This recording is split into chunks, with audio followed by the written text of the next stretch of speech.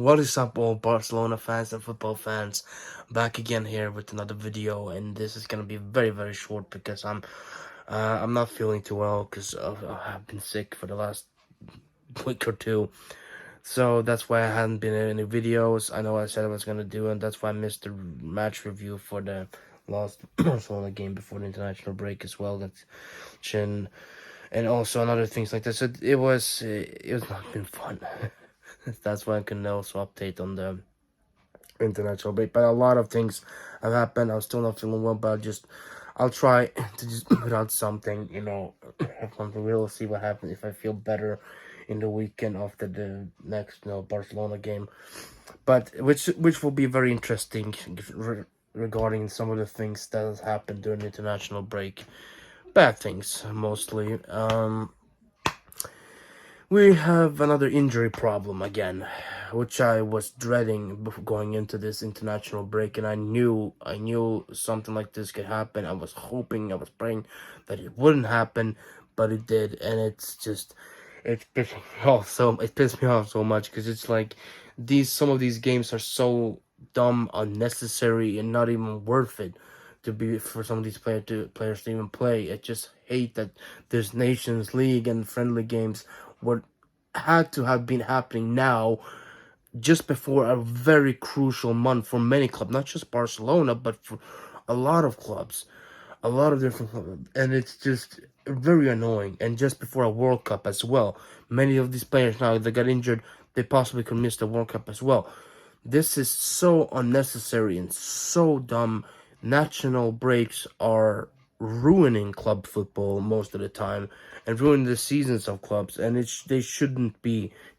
They shouldn't. They should take him away. The current format of these kind of things. They should space him out way better than this. This should have been postponed, canceled for now. This should not have happened now. You could have moved this until like February next year or something. Like you could have moved past this. Even then, that would also be bad. But at least you can maybe somehow work it out. February there, even if it is shortly after the World Cup. But not everyone is at the World Cup, so you can somewhat maybe make it work.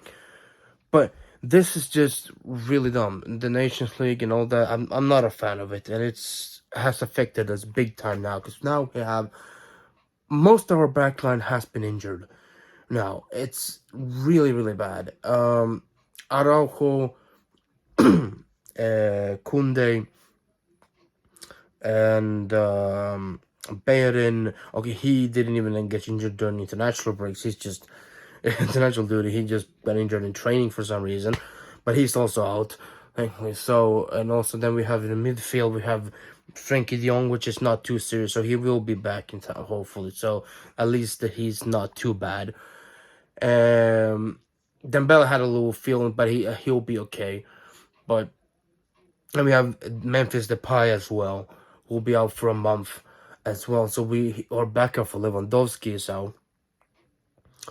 So this is really bad. This is really bad, especially because Araujo is out for at least 2 months. He had his surgery now yesterday on Wednesday, and it all went well and all that, so that's good. But he'll be the recovery time will be at least 2 months, and it looks like he'll be missing the World Cup as well, which is really sad and which is so dumb because he started in such a insignificant game against Iran that really didn't matter at all. Like, it was a friendly game and he should not have started.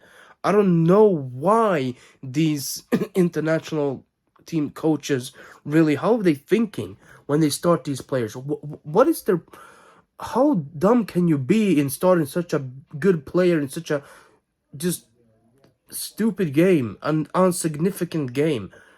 He's match fit. He doesn't have to be. You could have subbed him in the second half, maybe, or start him in the next one afterwards. I'm pretty sure he would have better.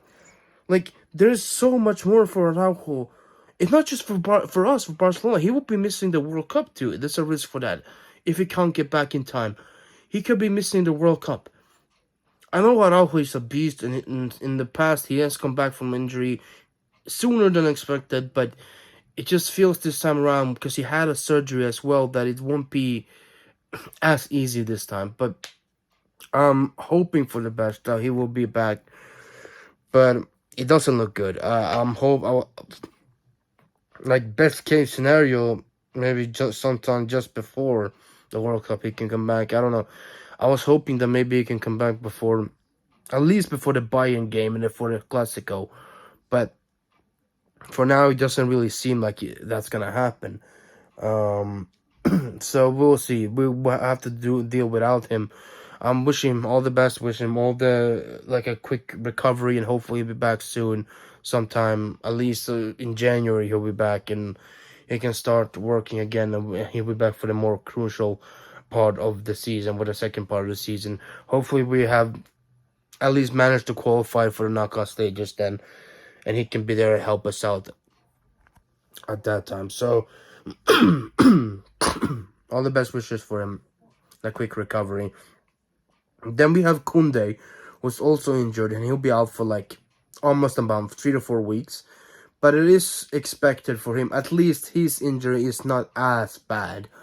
It is expected for him to come back before the Clasico, right? Possibly in time for the Bayern game, but that is just a maybe. But at least before the Clasico, he will be back, and so that's good. He will be at least be back sooner than that. He's not as bad. But he will be missing both the Inter games, so that's gonna be tough without him. Both him and Araujo out for those 2 games. That is gonna be very, very annoying. And even though Inter is not in the best of forms right now, it's still really bad when you don't have our best defenders back there. They just have to rely on Eric Garcia and Andreas Christensen to really stay fit and really go for it this time around. Hopefully, Roberto can step up big time at right back. There's also some reports about at right back that Xavi can consider bringing in some people from the B team, from like me, for some of the games that he had worked with during preseason. There's some good names there, so he may do that for some of the lesser games and save maybe Roberto, possibly for the bigger ones. I don't know, but it sucks. It really does suck because yeah, we had Bellerin, but he's out as well for 3 to 4 weeks, injured in training or something. I don't know. It's so dumb. I just that was just the salt on the wounds, really, pretty much. Even that, right? And then in midfield, thankfully, Frankie is good, so he will be there. But in front, Depay is also out for a month, so he will miss pretty much most of the games. And he's not a starter, but it's always good to have a backup player. Maybe you can rotate with Lewandowski, so we don't have to overwork Lewandowski either. Even though Lewandowski is a beast, pretty much. He doesn't get affected too much, but there's always that risk, and it's gonna be very tough. And Xavi has a very, very hard job ahead of him, like very difficult job ahead of him to really try to work the team in the best way to not get overloaded, and he can rotate somehow. There's some October. It's gonna be just absolutely insane. So many tough games, no easy games whatsoever, pretty much. Just having 2 games against Inter, 1 game against Bayern Munich, or at least one game or something like that. At least one, yeah.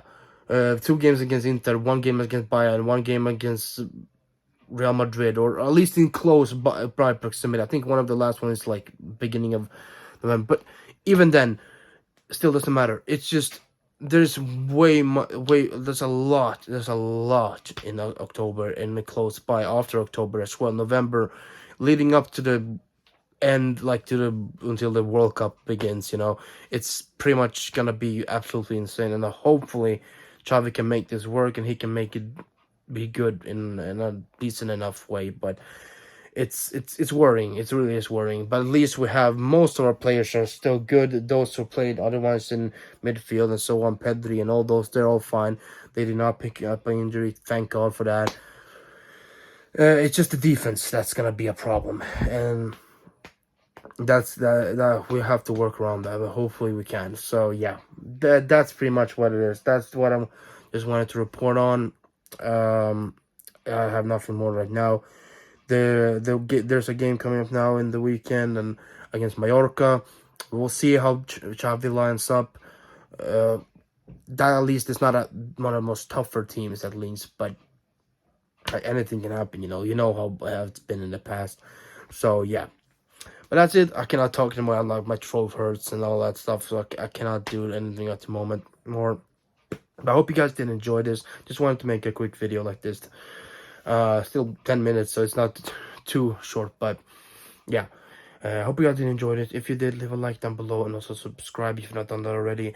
And ring the notification bell to get notified next time I upload match reviews, updates about the international stuff. I'm sorry I couldn't do the international stuff more about the results. But I can go over quickly, just a couple of seconds. Spain qualified for the finals of the Nations League. They beat Portugal in the final game. Croatia also made it through there. Messi is doing incredible in the friendly games. He's stepping up there in South America. Rafinha did well as well for Brazil. They are also in good form and things like that.